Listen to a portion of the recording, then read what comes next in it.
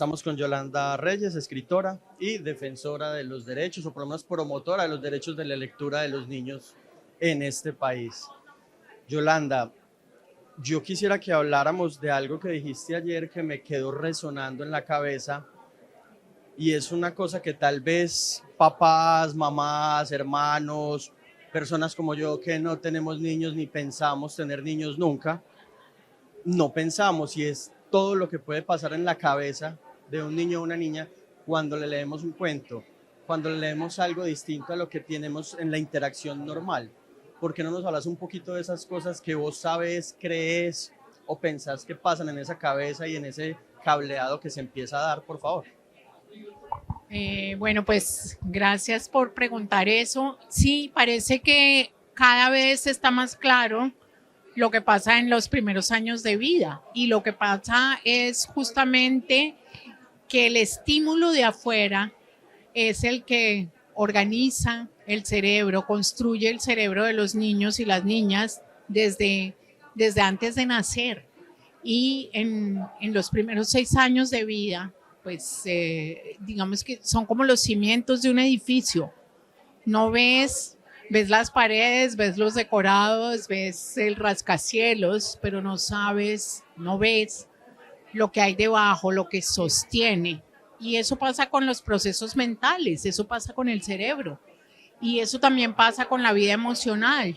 Entonces, el problema, no importa quién tenga hijos o de quién sean los hijos, lo que pasa es que vamos a estar en manos de esos niños y esas niñas cuando seamos mayores. El mundo está en manos de ellos, y sostener y dar las herramientas para que eso ocurra, pues no es tan difícil, pero sí es definitivo. Por eso yo hablaba ayer de la importancia de leerles, de hablarles, de envolverlos en palabras, porque esa es la nutrición. Esa nutrición lingüística es nutrición emocional y es nutrición cognitiva. Ahí están los cimientos del pensamiento y también de la imaginación y de la participación ciudadana, porque en el fondo, cuando nosotros tenemos palabra, también podemos decir y ser parte de un mundo que está hecho de significados, que es el mundo de lo humano. Y hay una brecha muy grande entre los que creen y saben que tienen palabras y que pueden decir yo creo o yo pienso esto o yo, y organizar el pensamiento, y los que no han recibido las herramientas básicas. Es un problema político también, no es solo un problema poético. Decís, hay una palabra que le queda a uno como dando vueltas, y es la brecha. Ayer hablabas que la brecha se crea en esa etapa de los 0 a 6, y que como se creó ahí, así se queda.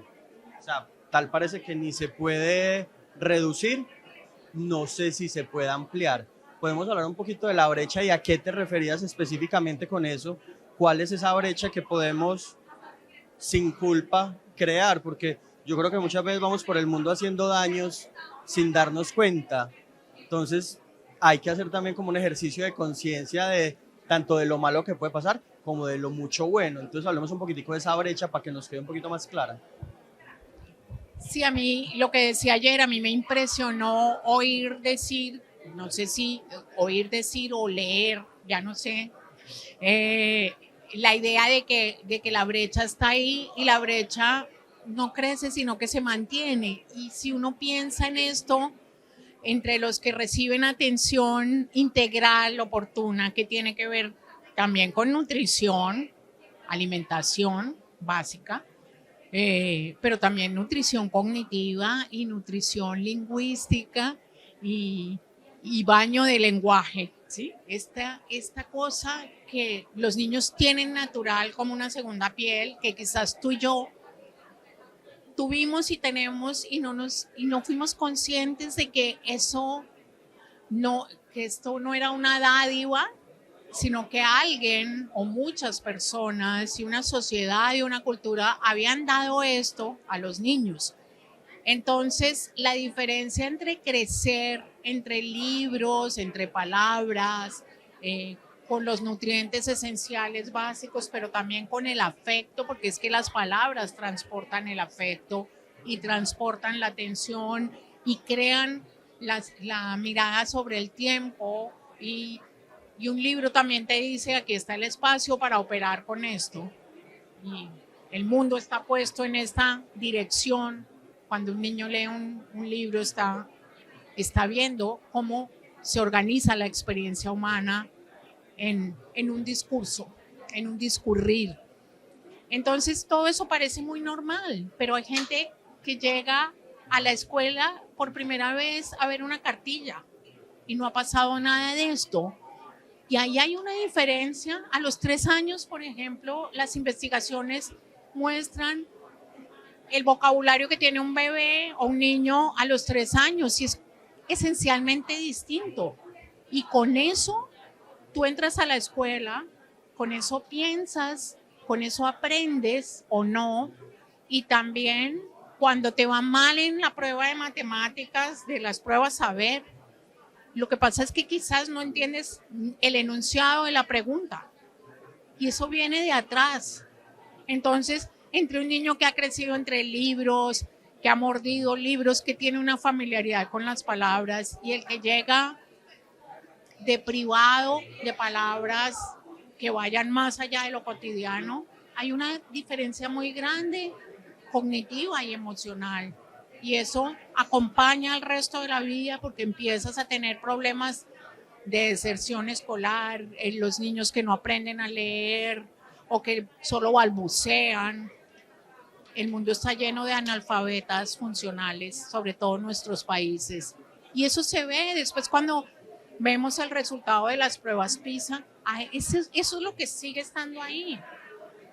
Entonces, no es un asunto tan sencillo.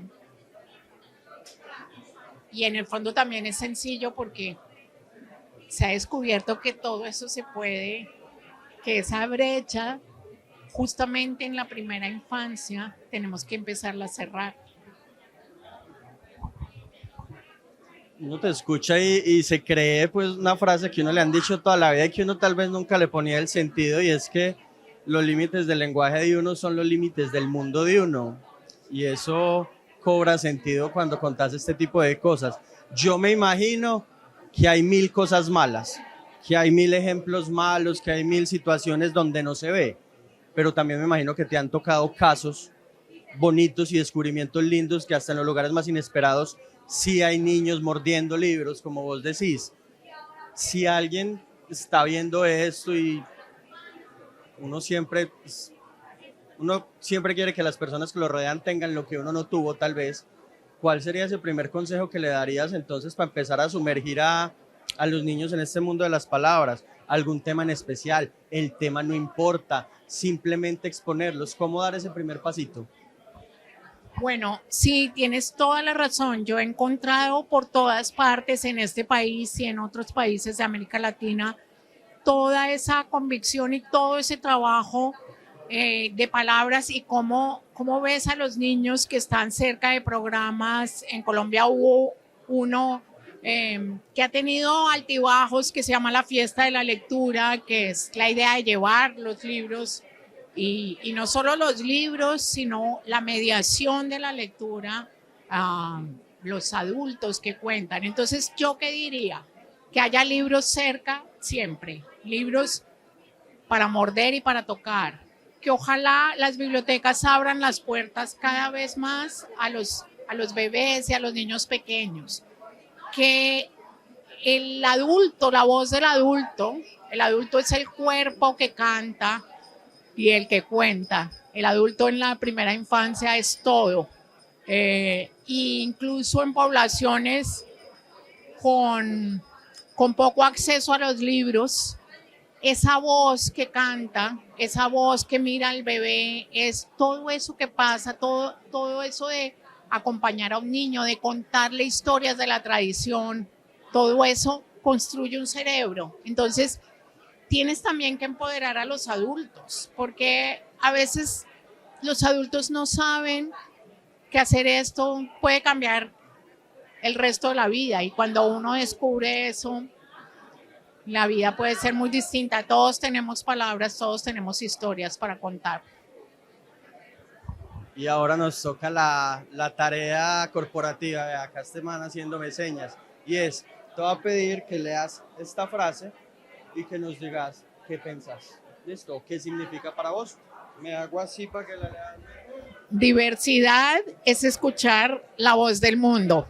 De eso es de lo que hemos estado hablando durante toda esta entrevista, de esas posibilidades, de esos reinos de la posibilidad que están en la manera como cada uno interpreta y escucha la voz del mundo y la transforma en un mundo propio, en un mundo de posibilidades. Y eso es lo que tenemos que buscar para todos. Gracias además por estos espacios que crearon, porque lo que hemos hecho es todo el tiempo escuchar voces muy distintas, voces del mundo, voces a veces inaudibles.